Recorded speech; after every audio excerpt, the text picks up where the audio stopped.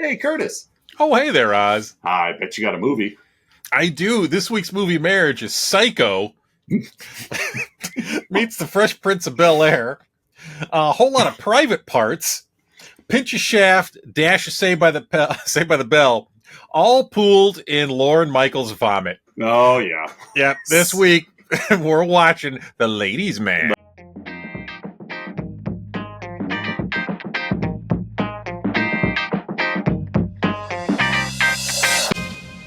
Ladies' Man. Whatsoever caused you to throw Psycho into your movie marriage? I mean, it's remembering back to last week. Yeah. It by no means was just on the tip of my tongue. I can't believe you picked the first movie out of my movie marriage. What are the odds?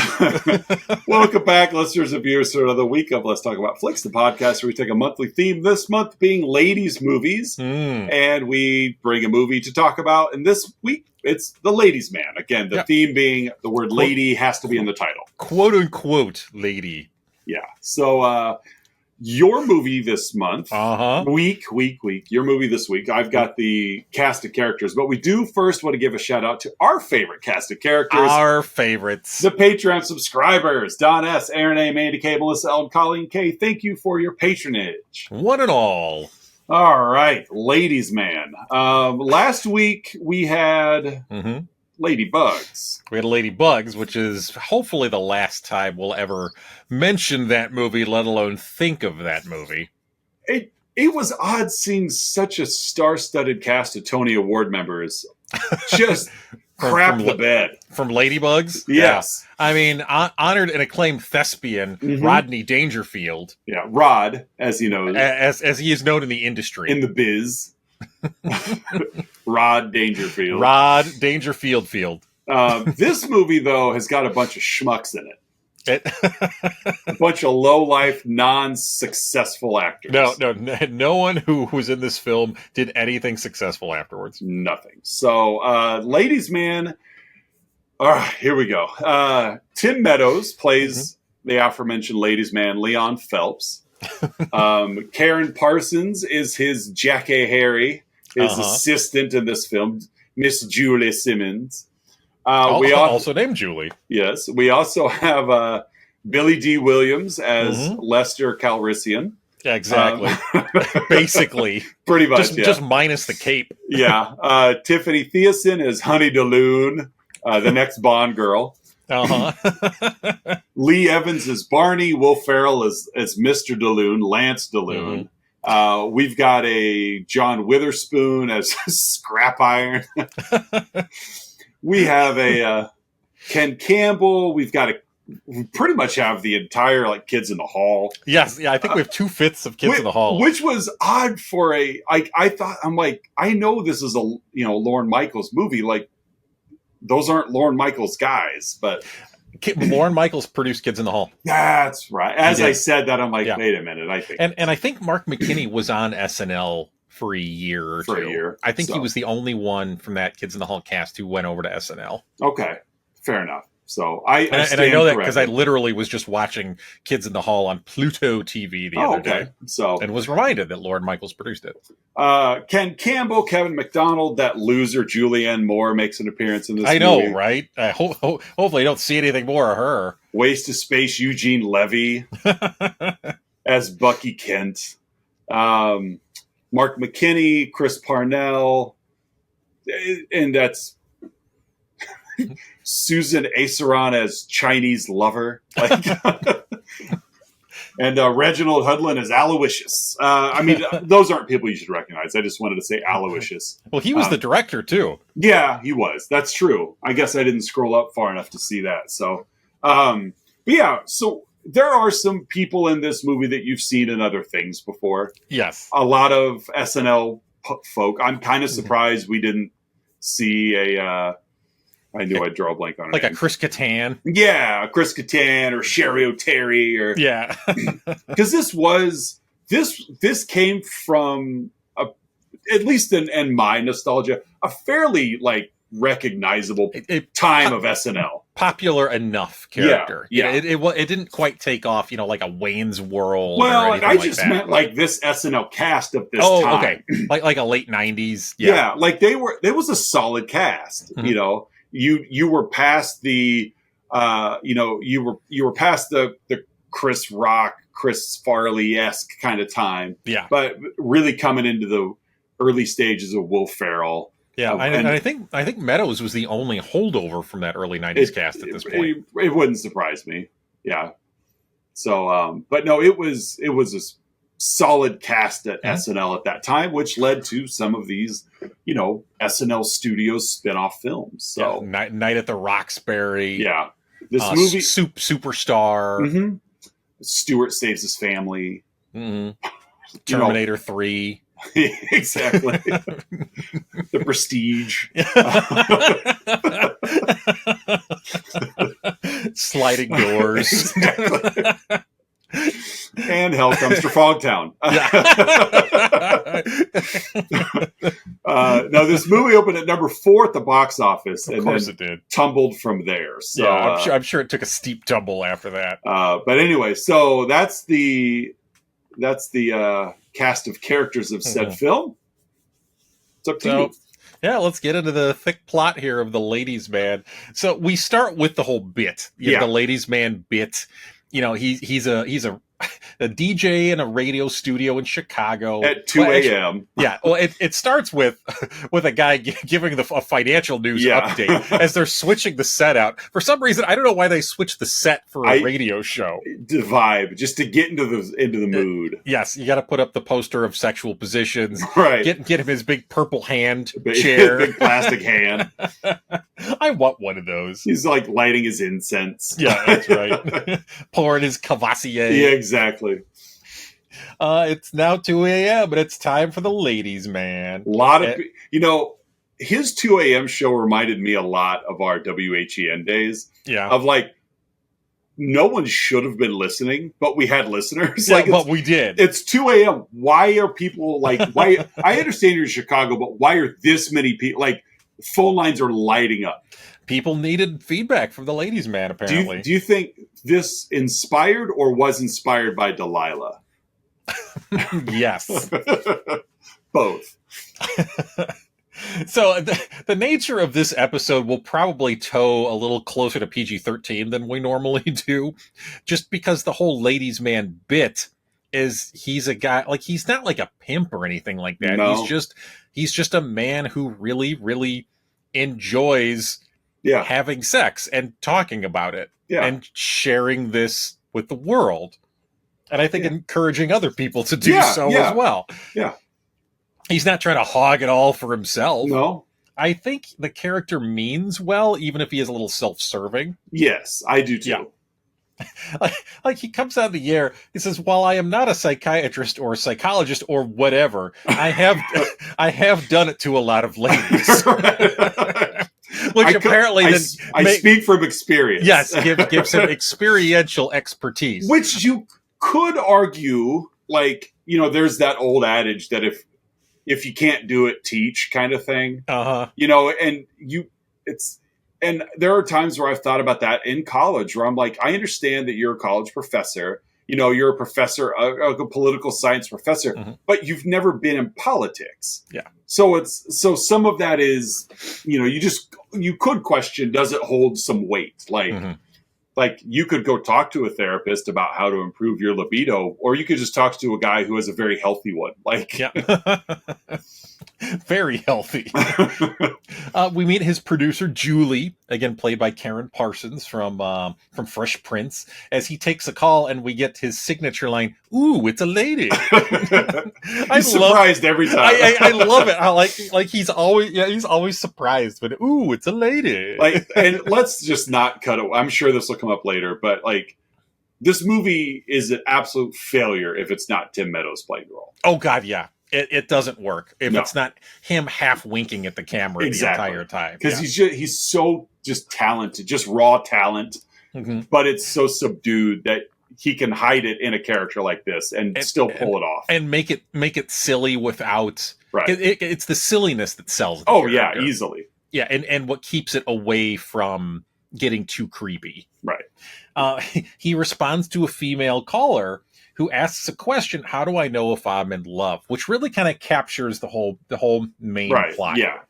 And he says, when you're really truly in love, you will feel it deep down in your pants. Yeah, it's like everything's got that one final line that spins it. Like he's quite the poet. Yeah. Until he's not. Yes, until after the ellipses in the sentence. Yeah. He's just as good as he's as good at this job as the Spinal Tap boys are at like songwriting. Like where Nigel's playing all that, and what do you? It's just beautiful tune. What do you call that? Lick my love pump. Yeah. Oh. Julie holds up a clipboard full of listener complaints, and the page on the clipboard is actually titled "Listener Complaints," just in case you weren't clear, right? As a watcher of this film. Lester, again, Billy D. Williams starts narrating, and we give us a quick flashback that Leon was an orphan, raised in kind of a Playboy mansion style setting. Just, I guess, to give validation to his character. That's how he was raised. Yes, which doesn't make it right, but it explains things a bit as his kind of twisted look on intimacy. I suppose, like it's not enough for you to really pass judgment on, but it's enough to be like, oh, okay, I guess this is how he was raised. So after the show, Leon and Julie go to Lester's bar. We meet Scrap Iron. Again, a very underused John Witherspoon. Very much so, yeah. Candy, another bar patron. Leon, Scrap Iron thanks Leon for saving his second and fourth marriages. I don't know how well he saved them, but... flashback 2 years shows Julie coming into Lester's wearing a wedding gown. So this is actually how she and Leon met 2 years ago. Leon is consoling her by making her laugh. Because he does have a sweet side. Yeah, he does. He really is a sweet guy. When he's not thinking with his, with his libido in mind. And she's immediately comes out, well, I'm a radio producer. Of course, you have to be explicit in all this. Yes. She just gives the exposition, well, I'm a radio producer and I want to put you on the radio. Like, okay. as she's just got spurned at the altar. If they made this movie in the 80s, they would have been sitting around a campfire to talk about this. With Kiefer Sutherland. Yeah. Leon offers to buy any beautiful woman at the bar a fish, or offers to buy a beautiful woman at the bar a fish sandwich. But again, she takes him back to her place, but are caught in the act by her husband, Barney. Leon escapes, but Barney sees Leon's smiley face tattoo on one of his butt cheeks. The next night, we get a really bizarre sequence, which is going to come up later, so I'll be quick with it here. Barney calls into Leon's show as he prepares to hang himself. Right. Yeah. From the ceiling fan. Yes. The Kent character, played by Eugene Levy, tells Julie that Leon is around only because the female station owner likes him, and basically if he slips up one more time, the FCC will give me cause to fire Leon, which immediately happens moments later. Yeah. Yeah. So just like that, as you intimated earlier, Oz, 10 minutes in, we're out of the sketch now. Yeah. So something else in the movie has to happen. We can't just have him on air for 85 minutes here. So he's out of a job. He's out of job at Company Incorporated. Right. Job at radio is now over. Radio. So Julie takes a drunk Leon home to his 70s style houseboat. She puts him to waterbed. Yeah. Barney, again, the guy who caught Leon with his wife earlier, is internet searching for Leon. Looking it up on Alta Vista. I know, right? I love like movies from the late 90s and early aughts that feature the internet. Yes. It's wonderful. It has all the answers. Yes. So he's searching the internet for Leon, and he finds instead the victims of the smiling, I'm going to use the word butt here as a euphemism. The VSA. Yes, which is a group that is dedicated to seeking revenge on the man with the smiley face tattoo on his butt. I'm guessing it was a regional search that Barney did, not a nationwide search. Didn't have any quotations in there. He allowed Google to use his location. The next day, we get a montage of Leon and Julie going around and interviewing for different jobs. Chris Parnell, Mark McKinney briefly hires him to run the morning show at a Christian station with a nun. And he's trying so hard to be good. Like, he really is. Yeah, but the nun just keeps giving sexual innuendos, and then eventually Leon just can't take it anymore. Well, to be fair, she was just talking, and he was taking them as sexual innuendos. Yeah, well, true. She was going to leave the country for a missionary position, and he's just keeps looking at Julie, just sweating. I love it. Every time they cut back to me, he's sweating more until he's just glistening at one point. It's like very Michael Scott in his "That's What She Said" of like, I can't fight the urge any longer. That's what she said. So Leon goes back home. Kevin McDonald delivers his mail, and of course Leon is just throwing the bills into the water. Electric bill, houseboat bill. Houseboat bill. Not a mortgage, houseboat bill. Houseboat bill. He gets a letter and then smells it and goes, "Ooh, it's from a lady." So Julie, of course, is there, and she reads this unsigned letter. It's a handwritten letter, and it's from a rich woman who was once with Leon, and wants to get back with him and offers him all sorts of money. And immediately Leon is like, "This solves all my problems, all of them." But because the letter was unsigned, and because his little black book is literally like a binder, the Cook County phone book. Yeah, exactly. He doesn't know who it is. Right. We cut back to that same night. Lance, Will Ferrell's Lance character, greets Barney at the Victims of the Smiling Butt meeting. It's heavily implied that Lance has intense feelings for his Greco-Roman wrestling partner, Brian.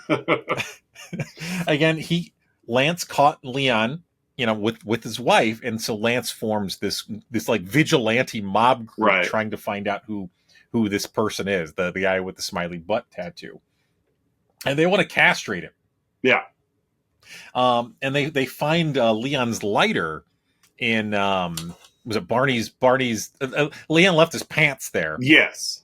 And they find his lighter. lighter. Yeah, because he was so excited. He's like, I've got a lead. Like, guys, I've got his pants. And then they cut to a giant pile of pants. of his clothes. Yeah, we got lots of those. Yeah. And then, his lighter fell out and it said the ladies' man on it. Yeah.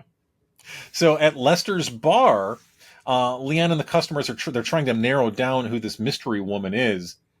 We get a montage of Leon tracking down former one-night stands, trying to figure this thing out. We cut to the PA at Comiskey Park. "Ladies, if you are rich and I boned you, can you please meet me at the nacho cart?"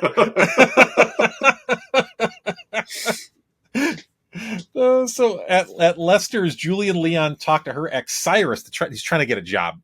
Cyrus also works in radio, and he quickly dismisses her. And Leon just tells him, "You don't talk to Julie like that." He stands up for Julie, like, you don't talk to her that way. I think he even called her my Julie. You don't talk to my Julie that way. Like, because he is. He's not possessive, but he's protective. Yeah. And he challenges Cyrus to eating pickled bar food. So Lester behind his counter just has jars and jars of pickled bar food. Like these are the jars that you would see in like horror films that have like corpses, like fingers, and eyeballs, and fetus corpses, ears. But nope, it's not here, not at Lester's. It's pickled feet and pickled eggs. And eventually it was like some sort of like intestines or something. Yeah. And eventually they pull the last one out, and it's gristle lumps is what they call it. And essentially they trick Cyrus into eating pickled human poop. Yeah. And they all laugh. Yeah. We just poisoned this man.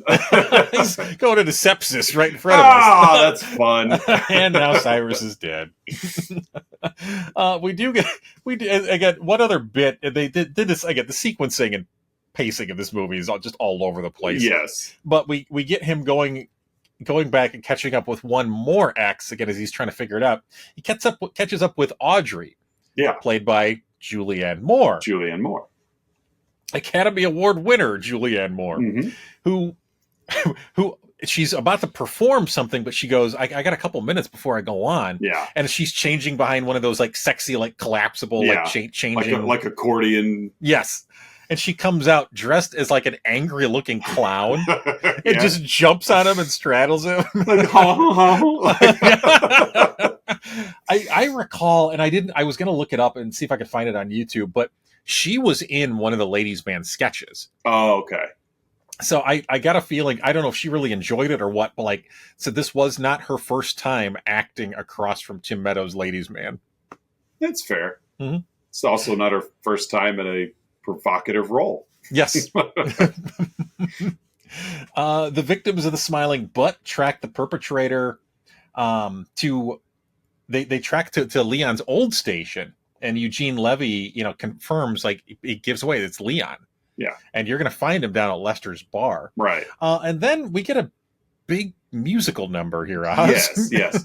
One could think maybe it was to pad the runtime. I don't know, but yes, a very long musical number. Yeah, very like West Side Story-esque, Sharks and Jets kind of vibe to it. Yeah, led by Lance. Yeah, as they're basically singing about finding the ladies' man and castrating the ladies' man. Yeah, they find and burn down Leon's houseboat. They then track while they're on it. Yeah. Stand and laugh and then like, I should probably get out of here. They then track Leon down to Lester's. Lester is covering for Leon as he's trying to like escape out the back door.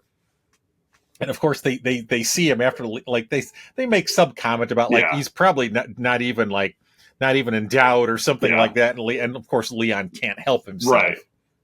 Right. Julie's parents find Leon asleep on their doorstep. And of course, Julie is there living. She's in her old room. She's fallen on hard financial times and she's there.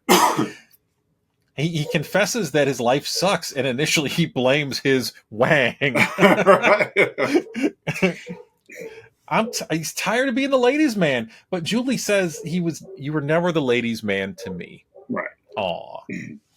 And Julie admits that Leon is a wonderful person and they kiss. Yeah. Right there in her old bedroom in her parents' house. It was sensitive and appropriate. And like you could tell, it's like, he's turned over. Yes, he's turned the page. Yes. Immediately, though, as they kiss, he sees in the window behind her, he sees like a manufacturer's decal. Yeah. For Duluth Security. And he realizes that the letter is from, security, not for the window manufacturer. You're right. Realizes the letter is written from Honey Duluth, Lance's wife, and he's now rich. Yeah. So he just pulls back from this kiss and it's like, Honey Duluth, I'm rich, and then just runs out. I know. It's like, oh, poor Julie. Yeah. Who's that lady is playing as Leon declares, the ladies' man is back. as he celebrates. He then calls Honey, again played by Tiffany Amber Thiessen, who is in a gigantic bathtub, and admits it was me that wrote the letter. Yeah. And I want to run away with you. I want to take a trip around the world. And of course, the camera stays with her as she hangs up the phone. And as she hangs up, Lance kind of tumbles in wearing wrestling gear. He's got a singlet on and headgear and wrestling Brian as she has kind of an odd look on her face, and the camera kind of lingers with Lance and Brian for a moment as Lance says, "Here comes the pterodactyl." It's always good to announce your moves in wrestling before you do them. I'm guessing the pterodactyl is like the abdominal stretch. I would think so. Mm-hmm. Boston Crab. Yeah. Where the abdominal stretch, where you would get close to the ropes and you would look a couple of times, like the Scott Hall method, yes, to see if the ref is looking. Then you grab the rope to increase your leverage. It hurts so much just more. Agonizing. Oh, man. Agonizing. So many abdomens been ripped. All 6 of my abdominal muscles just ripped to shreds when they grab the rope, one at a time. Just hear them popping like popcorn. Leon gets a new dark brown suit.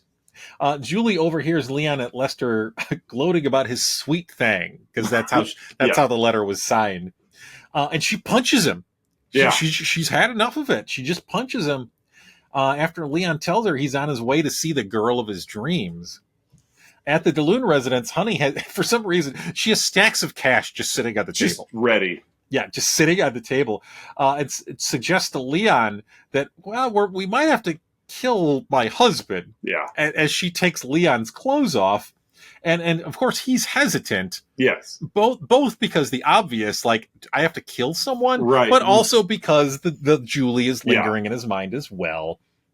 And so he's hesitant, and he kind of starts rebuffing her. Leon tells Honey, you know what? I think I'm in love. All I can think about is Julie. And as Leon is trying to get away, Lance and the VOA walk in as Honey is mounted on Leon. All right. Because, of course, that's the position they were in, is he's confessing to her that he loves Julie. Right. And, of course, he stands up, and he's completely nude. Yeah, we don't see it, of course. Yes, but... yeah, we see, the camera's behind him, but, like, like middle of his back and up. And, of course, they marvel at... right. Well, he says, you can't blame the Wang, and Lance and the others are like, well, that's true. Yeah, you got a point. Yeah, right there. Lance tells the whole group he's mine as he puts on his wrestling headgear that he had in his hand. Apparently, yes. Like that part with the headgear reminded me of David Hyde Pierce hands off the trophy at the end of Wet Hot. Yeah, just hands to someone who's standing immediately off camera. Like, it's like, who gave him the headgear? And so they take Leon into Lance's backyard wrestling ring. Yeah, like a regular like grappling wrestling. Yeah, it's like a Greco-Roman mat. Yeah. And of course they start, and Leon just punches Lance in the face. As Lance is like, that's not wrestling. Like he kick him a bunch of times or something. Yeah. Like he just beat the tar out of him. Yeah, because for some reason Lance expects Leon to just engage him in Greco-Roman wrestling. Let's wrestle. And he was upset that Leon didn't want to like oil up first. Yeah. And so Leon's about to escape, and Barney just pulls a gun on him. Yeah. And tells the mob, we're going to cut off Leon's testicles. Yeah. Leon then calls out the mob, and it's like, and some of them individually, because he recognizes like the husband's faces. Right. And he calls them out for not being attentive to their wives' wants and needs. As he's doing this, Julie and the crew from Lester's arrive, and Barney and these members, they all admit their mistakes, and they end up letting Leon go. Lance cries, "No!" as he slow motion grabs for the gun and then dramatically like holds it on Leon. Yeah, it's really posing. Yeah, and then he just lets him go. I'm not actually gonna shoot you. Right. Leon then kisses Julie. Lester begins narrating to the camera again until Honey pulls Lester into her room. Why he's on the balcony, I don't know. Yeah, for some reason he's up on the balcony of her bedroom. Everybody shows up, and then once they make amends, he just heads upstairs to narrate. So Lester continues narrating. Leon's become a huge DJ. He's one of the biggest DJs in Chicago. He's promoting the nation's most popular brand of pickled pig testicles. In the studio, Leon takes a call from a lady asking, how do you know you're in love? So again, we come full circle here. Taking a call from a woman asking, or from a lady asking, how do you know you're in love? Right. And as he's responding, Scrap Iron wheels in Julie and Leon's baby. Of course, the baby has a fro, just like Leon. And he says, I met someone that made life more special, and I felt it in my pants. Yeah. Cut to credits. Yeah. So he's changed, but there's still a little bit of Ladies Man there. A little bit, yeah. Yeah. So that, folks, is Ladies Man. The Ladies Man from 2000. Man. Yeah. Any final thoughts on this one, Oz? I don't know why I like it. I shouldn't like it, but again, it's tender, and like Tim Meadows he just nailed. It's one of those that like all right, I'm stuttering here. Last week we talked about Ladybugs. Yes. When I was a kid, I remember watching it and enjoying it. As I got older, I'm like, and this similar. Like, I haven't seen this movie in gobs of years. Mm-hmm. But watching it was like, okay, like it was a comfortable watch because I wasn't grossed out because it is now what it is then. Like, yeah, it's a parody of what it is, and it is still at the same time like there's a theme underneath it, there's a message underneath it, and nobody aside from the guys, like nobody was really victimized, no one was taken advantage of. Mm-hmm. It just was like, okay, this kind of a charming little film, I guess. Yeah. All right, folks, it's that point in the show where Oz and I each give our own unique rating to the movie we've been yapping about, The Ladies' Man. Oz, how would you rate this flick? I'm going to give this 4 fish sandwiches. Well said. What are you giving it? Oh, let's go with 51 John Witherspoons. Okay. That's a good one. I like yours better. Fish sandwich. So you don't want a fish sandwich? I know, it's like she threw him off as like, he's got a thing, and she's like, let's just go back to my place. And he didn't even get to his line. Like, it's all scripted in his head. This isn't how it works. Like, I'm supposed to pick you up. Yeah. This is how the ladies' man does it. Next up, folks, we've got Outside Insights. Oz and I have been scouring the interweb, searching for unprofessional reviews that tickle our funny bones, and we hope they tickle yours as well. Hey, Oz, what's your Outside Insight? I have just one this week, and it is a 5-star review from Stephen Brown on Amazon. He says, best work of Billy D. Williams' career? Ooh. Okay. Arguably the best movie ever to be developed from a Saturday Night Live sketch. The Ladies' Man hits the audience right where it tickles, in the funny bone. I'm not ticklish there. I was surprised after watching this film to learn that it was not nominated for any Oscars by the Academy. I'm not sure how this is possible. Perhaps there was some high-level corruption in the Academy back in those days. At any rate, we can thank the following actors for turning in clearly the best performances of their career here. Yes. Billy D. Williams, Julianne Moore, and Will Ferrell. Good job, guys. Obviously a tongue-in-cheek, but it is still fun. So that's my outside insight. What do you got? Mine, as always, comes from the Internet Movie Database, and it's a 10 out of 10 review. Left by Furcus. Ooh, a lady. Furcus in February of 2006, and the subject line is, "You'll speak like Leon for weeks." I must say, this movie has given me a dual personality. I've been told again and again to shut up and start speaking like a normal person. This movie is just filthy. It's not a film to show your grandparents, but you should show it to a teenager or some immature guy at your workplace. Stick with the immature guy. Yeah. Don't show this to teenagers. So apparently, after watching this movie, you're gonna talk like Leon for weeks. It happens. Yeah. Ooh, it's a lady. Ooh, a lady. All right, folks, it is that time you've all been waiting for, the signature Oz and Curtis, let's talk about flick segment, the 3-2-1, in which Oz and I each share 3 goods, 2 bads, and 1 about this week's movie, 2000's The Ladies' Man. Hey, Oz, what are your 3 goods? My first one is this movie really does have a decent cast and performances. Yeah. Overall, I mean, I've made comps before where I enjoy a film where everybody appears to be delivering at the same level.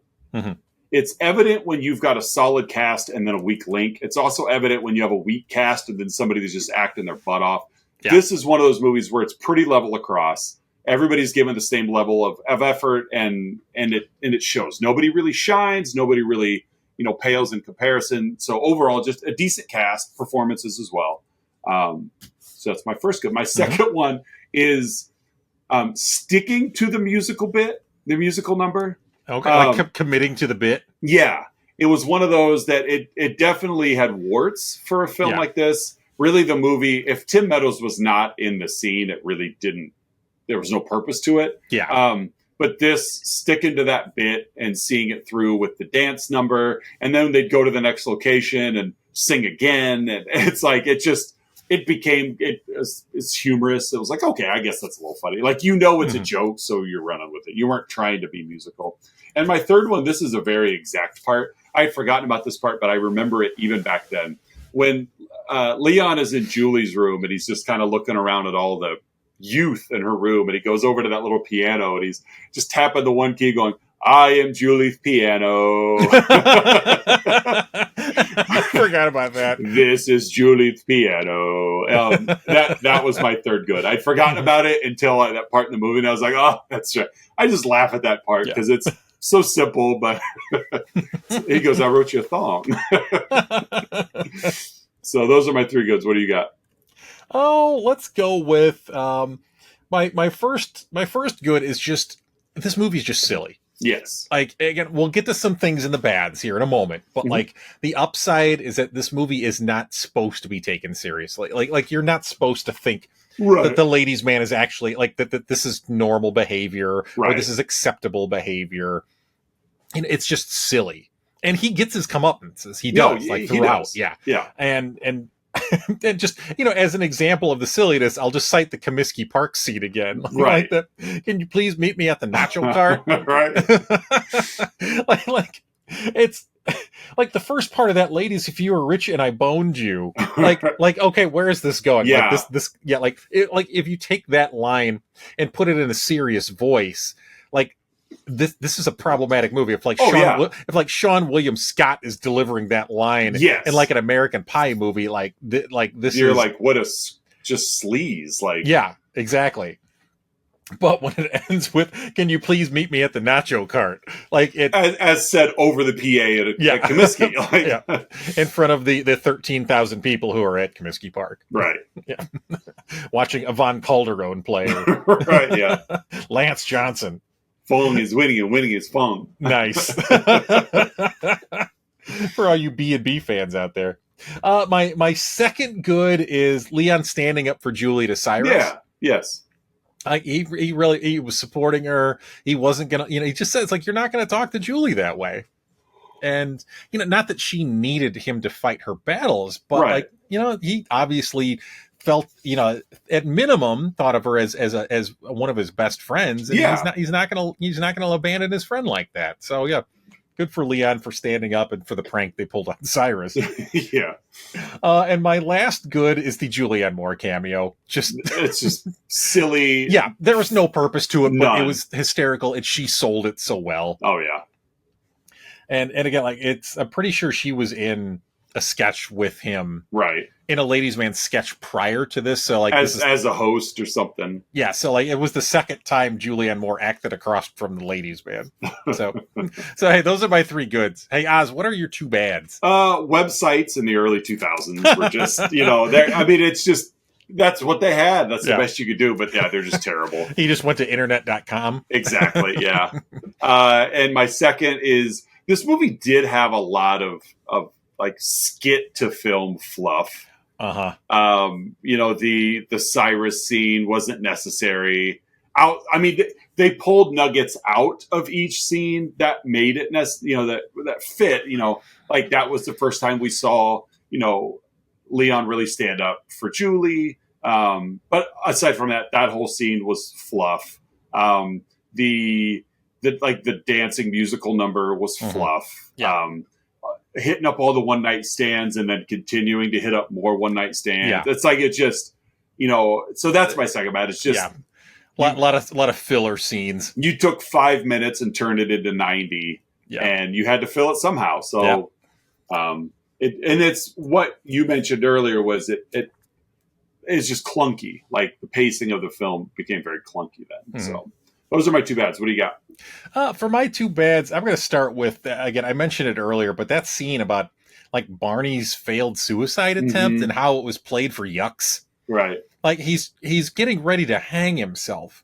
Yeah. And like, the ceiling fan falls on him. He hit his crotch on the chair. You stepped in a bucket. Like, like, come on. Like you could have done that same thing where he's calling into the show and whatnot, but without the suicide attempt. And then like he's wearing like a neck brace for most of the movie after that. Like, no, like that was just inappropriate. Like he was at rock bottom. Like, and you just played it up for humor. Yeah. And my second bad is, there's just this movie again does have a degree of ickiness to it. there's some homophobic jokes and implications, the misogyny that's there. Again, it's one of those, I don't think it's because of the silliness, it could have landed a lot worse. Yeah. But there's still, like, it is kind of a product of its era to a degree. And yeah. And I never get the vibe that consent was an issue. I never as well. There was never a vibe of being taken advantage of. Yeah, that's a good call. Which definitely gives some of those points back. Yeah. That it's like, you're just this misogynistic womanizer, but I'm like, they were willing participants as well. Yeah, it's that line of like at what point is this movie objectifying women? Right. And like, ugh. Yeah, like he didn't get him drunk, he got him fed. Like, have a fish sandwich. Yeah, he's generous with the fish sandwiches. Like, we got calories to burn, so. Yeah. So yeah, I guess those are my two bads. Hey, Oz, what's your why would so many people call into a 2 a.m. radio show just to complain? Like, it's like, there's better things. I mean, I understand Chicago's got a large population, but are there that many insomniacs that are like listening like valiantly to the radio at 2 a.m. just to call in and complain? Now, I understand. That wasn't my original huh. My original huh was like, why do I enjoy this movie? But I changed to this one, and then I'm like, well, it is Chicago. Like, people do call into the radio just to complain. Yeah, I mean, Les Grobstein, who was a now deceased sports journalist, he, for years on The Score, he hosted an overnight show. Yeah. And, every once in a blue moon, when I was up in the wee hours, I'd turn it on, and all he did was take calls. Yeah. All he did was take calls. And it was all the same call. Because at 2 a.m, it's just your meatball fans. Yeah. It's meatball and or drunk people. And I like meatballs, so there's nothing wrong with being a meatball fan. Yeah, calling in to complain about Jay Cutler. Right. Calling in to complain about Javi Baez and his necklaces. Yeah. Like, it was that kind of caller. Right. That would call in at 2 a.m. to Les Grobstein. And I got a feeling it's, that apple's pretty isn't falling too far here. No, and I get that, but it's just like, to somebody who, like, it just seems silly. It's like, got this, the phone's ringing off the hook at the 2 a.m. slot. like, next caller, and it just was, it was funny to me. Yeah. Just being like, just go to bed, like, do something else. So that's my huh. What do you got? My huh is, I'm going to kind of combine two possibilities I had here because they both happened at the same time. As this is at the end of the movie, they've caught Leon with honey, and they're taking Leon to Lance's backyard Greco-Roman wrestling mat. Yeah. So it's the fact that he had a backyard Greco-Roman wrestling mat, as well as the fact that he was completely nude when they found him with honey. And then in the backyard, he's fully clothed. Get dressed. We're going to wrestle. Yeah. So it just, that whole sequence, I've just found humor in. That's fair. Yeah. So that's my huh. Who has a backyard Greco-Roman wrestling mat? Mm-hmm. Will Ferrell. Yeah, I guess. All right. Well, hey, Oz, that wraps up the ladies' man. And we are fortunate in that this ladies movie month, this is a 5-weeker because we tell time by Wednesdays. Yes. And let's talk about in the Let's Talk About Flicks-verse. So next week is the type of movie we have not covered yet. And it is the type of movie that is very problematic. However, it exists. So, I got a feeling we'll probably have some ladies bug-esque moments here with it. What are we watching to wrap up Ladies Movie Month? To conclude the month, we will be covering probably our lowest IMDb rated film. And probably, I haven't watched it yet, but I'm assuming for good reason. I'm so excited for it, though. I love a movie of this caliber for no other reason that it is just bonkers. We are going to be watching, I don't even know how to say the name of this.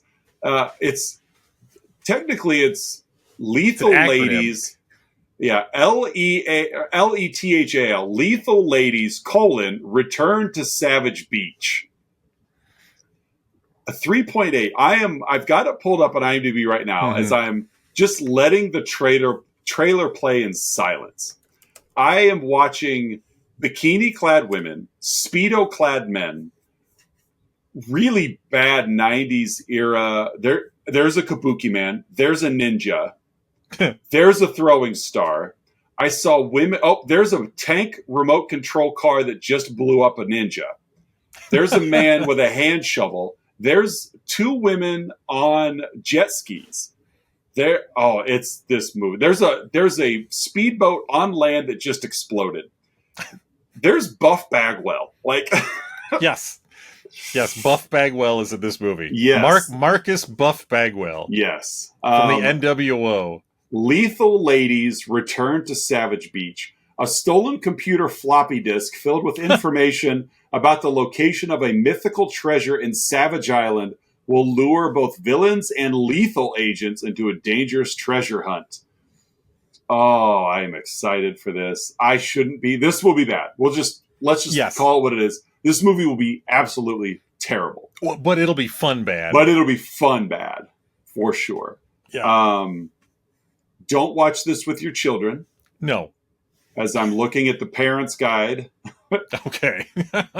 Sex and nudity, severe. Okay. Violence, moderate. Profanity, mild. Very mild profanity. Okay. Alcohol and drugs, mild. So, severe sex and nudity, though. It's one of those movies that kind of it was kind of a mid to late 90s sort of subgenre of movie. Yeah. You know, your barbed wire, yes, your skyscraper, you know, like that era of movie that was just, you know, sexy men and sexy women running around being sexy, but also being like ninjas at the same time. And this is your like Skinamax type film. Yeah, like Return to Savage Beach, an Andy Sidaris movie. Film is what it said. An Andy Sidaris film.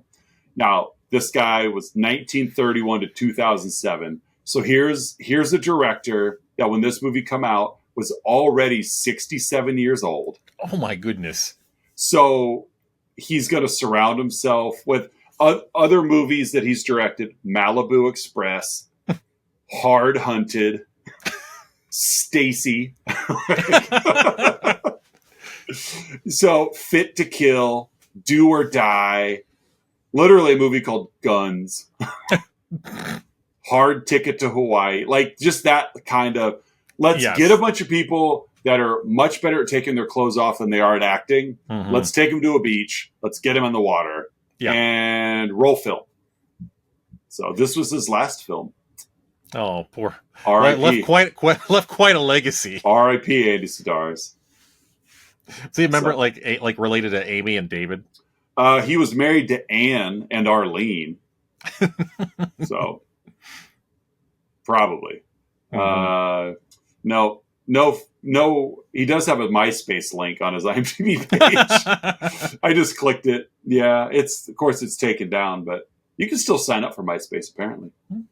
So there you go. Just to show you what era this film was made in, the director has a MySpace page. There you go. So, yeah, we will be back to put the final touches on Ladies Month with Lethal Ladies Return to Savage Beach.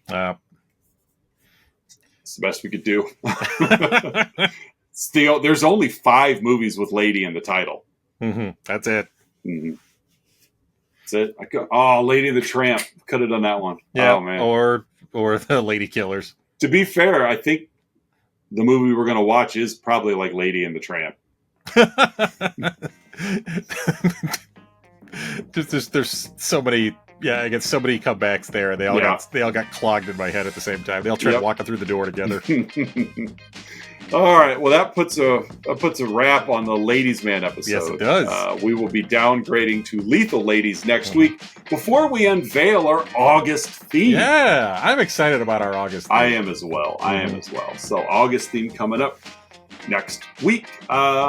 Social media wise, Facebook, Instagram, Twitter, Patreon link down below. Make sure you hop in so you can get all our access to all our back episodes as we're going to the cutting room floor of the Lethal Ladies episode will probably another 2 or 3 hours. Just hard-hitting content. Yeah, there's a lot of dense layers. I want to talk about ninjas. But no, for another episode of Let's Talk About Flicks, I'm Oz. I'm Curtis. We'll see you guys next week with Lethal Ladies, Return to Savage Beach.